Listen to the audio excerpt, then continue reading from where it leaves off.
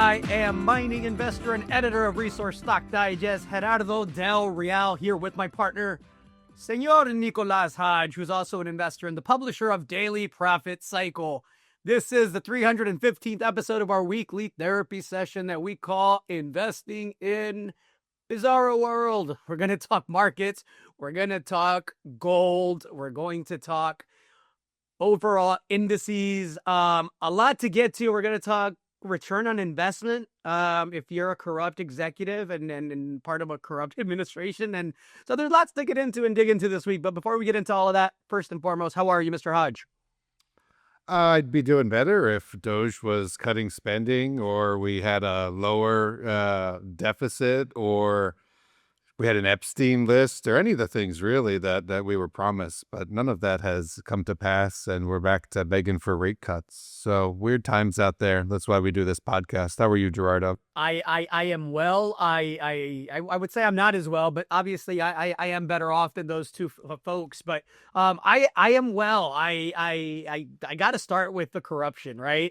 Before we get into the indices and whether the gold run is over, and all of the other stuff that's going on. There was a scandal by Wells Fargo execs where they created fake accounts, right, to boost up their numbers and to make it look good every time they reported earnings. And so under the previous administration, which be absolutely clear, folks, they were corrupt as well, right? We saw that on the way out. If you had any doubts about that. But the last administration, they didn't prosecute them criminally. What they did was they accepted an $8.5 million fine is sure. The fine that was tallied for no admission fraud. Of guilt. No admission of guilt. Oh, surprise. Right. And so what does the Trumpster do this week? Well, they did the smart thing. They donated $1 million to his inauguration, and in return got that $8.5 million fine reduced to $150,000. It's a hell of a return on investment.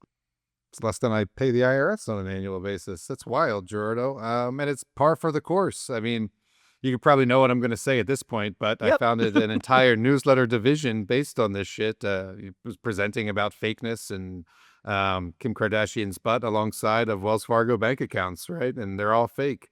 And nothing is seemingly changing, right? And so, we had all kinds of stuff on the list today. I don't want to go right to the Bizarro Banter, but if you think the new boss is different than the old boss, then we got bridges to sell you. That's a fact. Let's get into it. Overall indices, I want to start with gold. Gold with a pretty significant pullback. We've been cautioning that things don't go straight up. Gold actually turned around halfway decently here by midday, and I think, I'll tell you what I think. At 32.28, if 3,000 is going to be the new floor, I'm all for it. We're going to make a ton of money here in this cycle. So I like where gold is. I like the pullback. I don't like things to continue to just go higher without a pause. I think the pause is healthy. What are you seeing technically there, and how are you feeling about gold? And by default, silver, right? Yeah, I won't show you the chart, but it's 3,200 is thereabouts, 3,198-ish for very short-term support, like 1 month support, because we had a heck of an April for the gold price, and it actually turned around beautifully there today. You said it did that. It turned around towards the afternoon as we record this on Thursday, May 1st as it is. Good Lord. And went right up above that $3,200 level. So it bounced off there in the short term. We'll see if it holds. We're in a bit of a wonky spot. We'll get a jobs number tomorrow, and we're back to bad news is good news, right? Because we got GDP this week for the first quarter. We're told that the economy contracted by 0.3%, which isn't really as much as sort of that Atlanta Fed number had up there. And it really you got to dive into the nuances, right? Because it's about subtracting the imports from what we actually produced. And of course, we had a bunch of imports because people were rushing to beat the tariffs. But nonetheless, we got a negative print on the GDP, which means the economy is not growing, Gerardo. I don't know if you knew that, but stocks went up on that news because now we're going to get rate cuts, right? So what was the question? Feelings on gold, how it's looking. Overall indices, you answered it. Look, in the words of Mr. Peter Navarro, who is a fucking bag of rocks, he said, "That's the best negative print I have ever seen in my life. If you just take out the effects of the tariffs, this is actually a good print, one of the best I've ever seen." what world are you? Who are you talking to, man? Like, what world are we living in right now? Where even Dave Portnoy got on Twitter and said, "Don't piss on me and tell me it's raining," and he leans very, very right. He was one of the biggest supporters of this administration. When you get the Portnoys of the world starting to turn on you in a very public way, you know something's going on, right? And I don't think it's a coincidence that Mike Waltz, the national security advisor that accidentally added the journalist to the Signal chat and leaked, the details of strikes overseas, he's out. Out. Marco Rubio's coming in as interim replacement, and I don't think he's going to be the last to go. For us to be 101 days into this administration and already having senior level officials bumble on so many different issues and already be starting to get replaced 3 months in, doesn't give me the warm and fuzzies, but it does give me the warm and fuzzies as it relates to gold, because it kind of tells Exactly. me what comes next. And what comes next is what we've been telling y'all will come next, folks: volatility, corruption, chaos, a Fed that will eventually be forced to cut, a bond market that's going to force the Fed's hand and the market's hand. And all of that is bullish for gold. Add the $1 trillion deficits and the $100 trillion in unfunded liabilities, and you got the perfect storm for gold to continue rising much, much higher, which, of course, by default, and we just had a webinar about this yesterday that you should check out, folks. So by default, the gold equities, I told you off air, I feel like I robbed a bank, right? I'm sitting here looking at my positions and all the catalysts that are coming up, and we know that everything's not going to work out. But I'm pretty damn sure the bulk of what we've been writing checks for is going to work out really, really, really well. And I'm giddy again. Like I said yesterday, my capitalist heart gets giddy when I start seeing things go. I like when that first punch is thrown. I like companies that are about to start drilling. And we're positioned real well, and so are subscribers. So happy me. You got to have a sense of humor about it. I think I tweeted that. I remember I'm old enough to recall we were going to have a 3-3-3 plan, and then one of those threes was 3% positive economic growth. I think he misplaced a decimal and a negative value. It's It's negative 0.3. Yeah, but look, if you're Marjorie Taylor Greene, I mean, you're all of a sudden you're a genius trader, man. I mean, the girl's nice with her trading skills. She's been out there getting it in. Yeah. Multiple people are talking about that. I had someone who I would never expect bring that up to me yesterday about the Marjorie Taylor Greene and the trading of Palantir, just for context. And you could probably provide more context. I haven't read too much, but essentially she traded Palantir down around 60 some dollars a share, $70 a share, ahead of it going up, 50% or something upon receiving a federal contract, right? So, and again, par for the course for this bizarro world and this, I don't want to say nepotistic, but insider infested, insider trading that goes on in Congress, right? No different than Nancy Pelosi. They sort of all do it and will never prevent themselves from doing it, of course. And that's how it goes. And just to take it a step further, that's why you can't get the change that the country so Correct. desperately needs, whether it's the shrinking of the gap between Wall Street and Main Street, or the shrinking of the debt. It's because everyone needs the wheels to be greased and their palms to be greased, and that's how the DC wheel goes around, right? Just for a history lesson, you probably heard me say it all the time. It wasn't supposed to be profitable for you to go be a congressman or woman when this republic was set up that we live in. It was supposed to be burdensome. You were supposed to leave your farm or your source of income to go represent us. Now we go and get rich. And I know I sound like a broken record and maybe Eeyore at times, but that's what it is, folks. Listen, more context. She bought stock in Palantir on April the 8th. On April the 17th, there was a $30 million deal between Palantir and ICE. Greene sits on the House Committee on Homeland Security. So she knew the deal was going to be announced, front ran it, put a bunch of money up, and is up, substantially since then. The fact that we can't even as a country unite around, and somebody proposed it. I think it's hilarious. I called it the Pelosi Act. I thought that was great, but somebody proposed the bill to ban lawmakers from trading And the fact that we can't even unite around that doesn't bode well for the next several years, folks. And this is the stuff of four turnings. And you mentioned the fact that somebody brought it up to you that you wouldn't typically expect to bring it up. People are starting to pay attention on both Mhm. sides that it really, really, really is rigged. And it doesn't matter who you voted for, folks. If you're not rich and you're not connected, you're not a part of the club, like you like to say, Nick. And I think it's going to become more and more apparent. And I say I like it when the first punch is thrown, if that's the way it's going to go. I am really curious to see what the inflection point is going to be for the average Joe and the average Jose and the average Maria here in this country. Well, shout out to George Carlin and the big club that you ain't in. It was just last week we were talking about Mr. Besant and the closed door meeting, giving a heads up to Wall Street insiders and banks that they were going to soften their stance on the tariff negotiations. And the last thing, and I know you saw this week, is the bar in DC that the Trump family is involved in. That's literally called the executive branch. I mean, I can't believe it's real. Like, it's total I'm onion telling you. story, right? It's funny. Explain to the fine folks that took time out of their day to hang out with us and hear us vent what Well, that club is. again, I didn't spend a lot of time reading, but essentially the Trump family, I think, one of the sons, along with some other folks that are close to the administration, are opening up a bar, a brick and mortar bar, a club, right, that has a hefty entrance fee. I think it was $250,000 or $500,000 dues Half a to million. get in. Yep. Yeah, and basically it's payola, it's pay for play access in broad daylight, right? You call the bar the executive branch, and charge that sort of fee to get in. I mean, who do you think is going to pony up that money?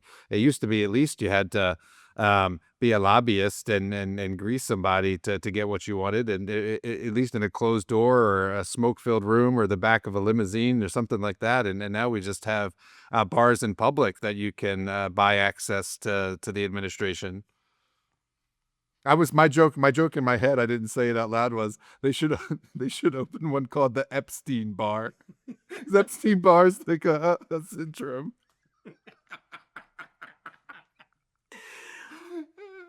Oh God, America, America, America. Yeah, it's interesting times. So look, folks, that we had to get that off. Clearly, it's been a week. Gold looks good. Silver above the $32 level. I like how silver's looking as well. Any thoughts on silver and where that's likely headed? I mean, silver's doing the I want to be industrial now. You had a tiny Yeah, pullback in copper alongside that negative GDP print, but still, copper went from, I don't know, 480 or something like that to 460, a slight yeah. pullback. Sort of the same with silver, right? From 32-ish, 33-ish to, I don't know, I didn't look today, 30, 31, something like that. So it's just acting industrial for the moment, right? And again, I think gold is the signal. We sort of said that at the beginning. We're excited about gold and the pullback. And once you get back to bullish gold, then I think you'll get silver that follows along. Where to close today? Silver 32.28. There you go. Yep. No, I think it looks good. You touched on copper there. Your point is well taken. I love how copper's keeping in there despite what looks like we're headed for a recession here. I mean, Trump's saying it's not his stock market, which is kind of funny because when Biden was in office, it was his stock market when it was going up, even though he wasn't in office. And he said, not only is this quarter not on me, but the next one's not on me either. The next one's also Joe's fault. It won't be my stock market until things start turning up. So That's yeah, wild. that's the state of affairs in the political world right now, and zero accountability anywhere, right? And just to put a point on it, right? Like, I want to tell you about data and S&P levels and the VIX, but it really doesn't matter, right? Because you could go to sleep for 7.5, 8 hours and wake up and some wild ass headline or something will have come out of Trump's mouth that it doesn't matter what the previous levels were, or what the technical levels were. It's, the memes are pretty funny too. I saw a Mr. Miyagi Trump doing tax on, tax off. Absolutely hilarious. Look, policy of consequence, Nick. Policy of consequence is this administration now begging for rate cuts. The bond market seemingly in wait and see mode, the bond vigilantes at least, it seems like they've backed off a little bit in anticipation of what are the odds that we get a rate cut sometime this year? Oh, I was looking earlier. So 0 Yeah. in six Yep. days. In May 7th, you're not going to get a rate cut. Flip a coin in June, 55%. But then after the next meeting, you'll certainly get a rate cut. I believe you're up around 85-90% chance of a rate cut by the end of summer. So looks like you're going to get a rate cut for sure.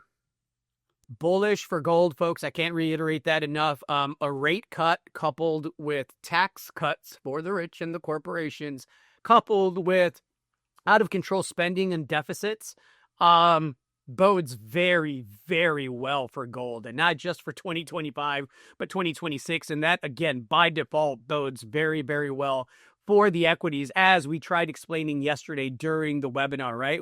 You put some slides up yesterday showing that tech stocks are still very, very overpriced. The overall indices are still overpriced historically, especially when you contrast that to where the gold equities are. Thoughts on that sector rotation and money coming out of the tech space coming into the commodity space?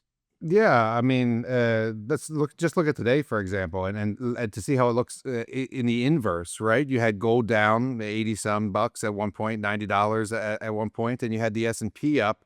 I won't say significantly, but pretty good, right? So you can see how it works in the opposite way. What I was talking about was more longer term, right? And I was looking at things like how many S&Ps does it take to buy an ounce Yep. of gold, right? And by that measure, it's either the S&P has to come down a whole lot more, or gold has to go up like to 5 digits, right, to get to where we were in previous cycles, like in the late 70s and 2010, 11. And then we were talking specifically about the juniors, right? Like I put up a chart of the SPY, which is the S&P ETF, like the SPDR ETF, and how many shares of that it would take to buy one share of GDXJ, which of course is the Van Eck Junior Gold Miners, and sort of by that measure as well, you're looking at multiples upside in the juniors, or significant more downside in the S&P. Of course, truth is going to be somewhere in the middle, but looking at those charts one after the other, you can make a case for 3 to 10x for the entire gold equity sector, right? And that's all the turkeys, right? I mean, that's not like the best in breed stocks, which we then went in depth on, right? With the point of the webinar was 3 junior recommendations that you were making to take advantage of this $3,000 gold price. And there's still a lot of runway for those, right? Like one of those hasn't even started drilling yet. And then we were chatting before we started recording, that will occur in short order. So pretty excited still about what's to come for these gold equities, right? The gold bugs and the gold investment crowd. I said it a bunch, like beating dogs, right? I mean, you have a $80 pullback, and you start seeing people pull their hair out. Well, look, I mean, that's a pretty damn good price for gold. We haven't even let it trickle down through the earnings reports and into the producers and things yet. So give your pizza a chance to get there, as I used to say to my college roommates. Yeah, no, I couldn't agree more.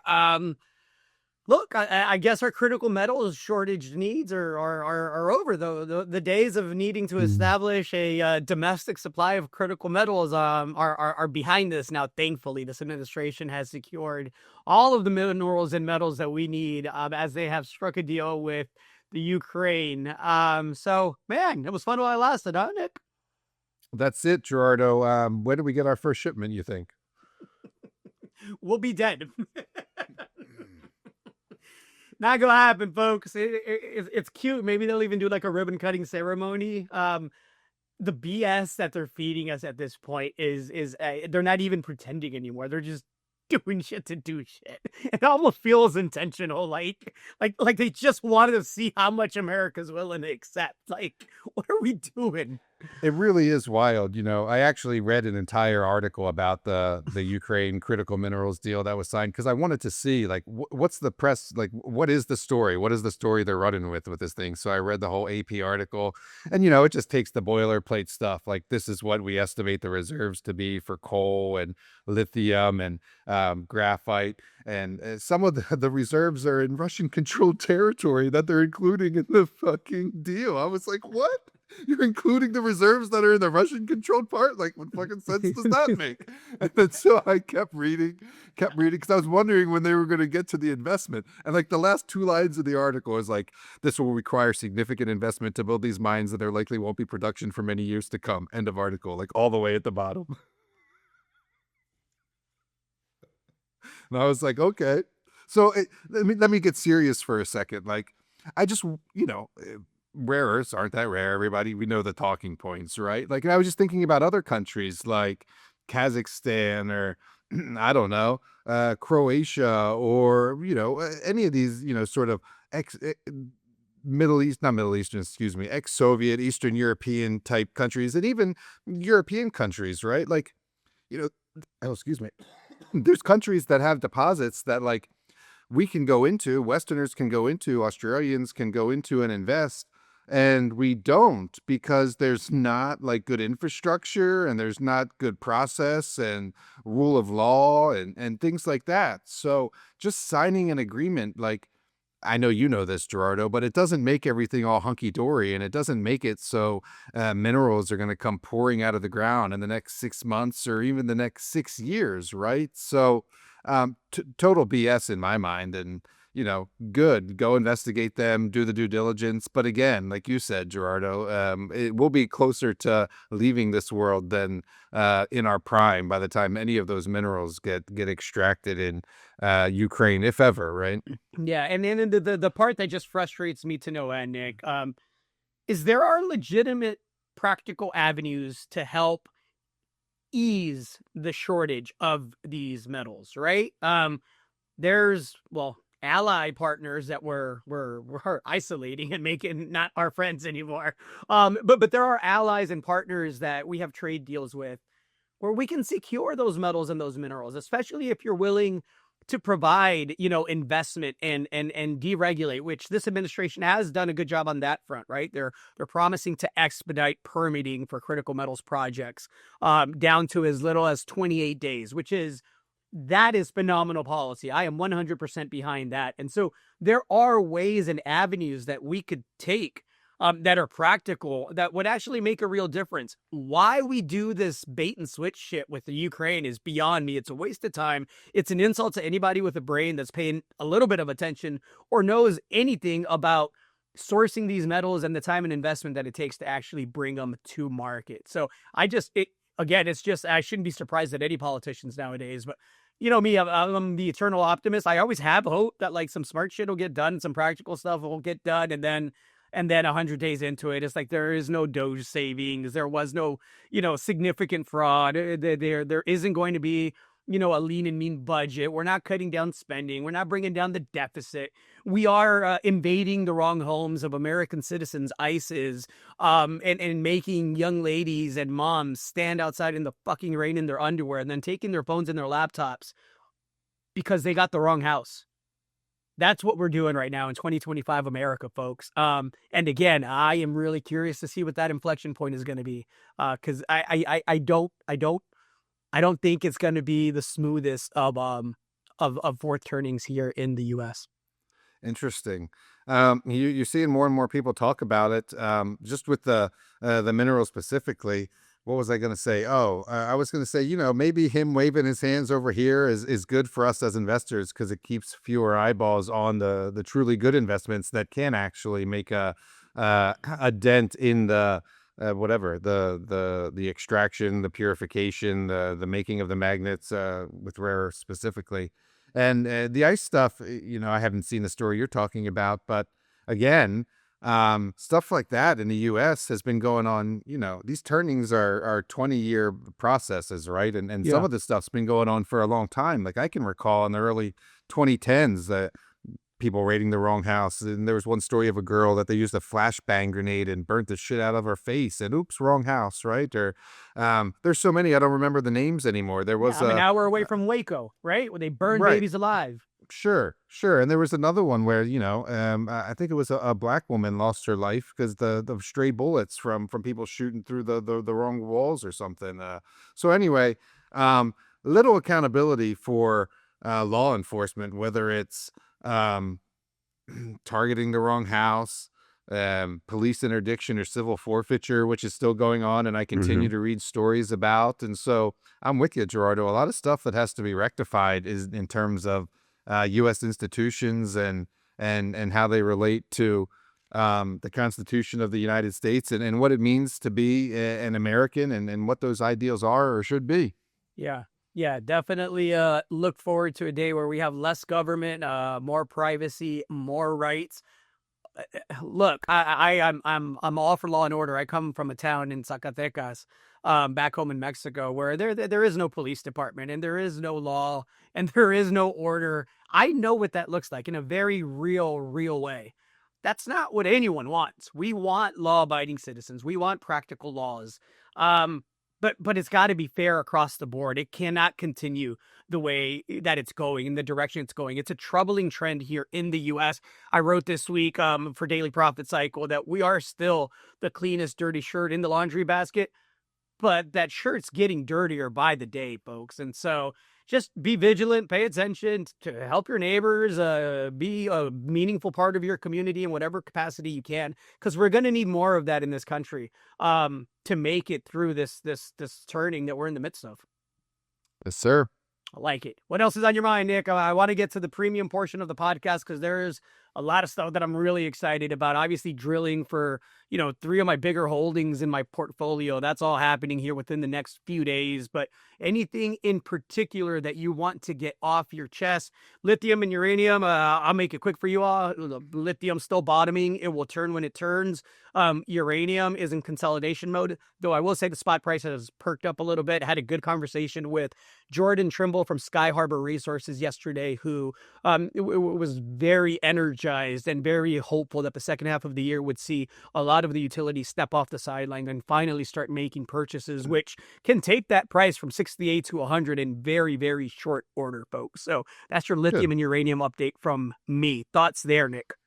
No, nothing else to get off my chest. No, you said it pretty good about lithium and uranium. We'll work through it. I think you still got a little bit of risk off out there that's keeping money out of uranium, but it'll happen for the same reasons that we just talked about rare earths. Like that supply isn't out there, and the demand is very real. So, those inefficiencies in the market can only last so long. They're painful when they do, but I think we're on the right side of the trade, and I think you'll see the fundamentals play out on the market in due course. So, no, I had a pretty good rant last week about the Spokane politicians. So happy to get to the premium part of this podcast. We have a reader question, and then, like you said, you've got a couple of drill plays to talk about. I guess before we do, I would just say check out that webinar. We'll put a link in the recap. We'll have it up on the Daily Profit Cycle page for this podcast, etc. It's a Junior Resource Monthly webinar. It's pretty informational as well, so check it out. New pick in there that I think has not even just tenfold potential. I think it's got 50 to 100-fold potential. And again, I'm ever the optimist, but I wrote a pretty damn big check betting that was going to be the case. And, that company still has a tiny market cap of under $20 million. It will be drilling next month. I will not be sharing that pick with you here or today. So if you want it, go check the webinar out and go subscribe to Junior Resource Monthly. Look, man, I have a money back guarantee in there that if one of those three picks doesn't double in the next 12 months, you get your money back or a free subscription. I was inclined to put up the fact that all three of them would double, but was talked out of it. So that's how much I believe in the three picks in that special report that you get if you sign up for Junior Resource Monthly. So with that, let's get to the premium portion of this podcast. This was episode 315 of Investing in Bizarro World. We appreciate you being here, and we'll catch you next week. Have a good one, folks. Be kind to each other out there.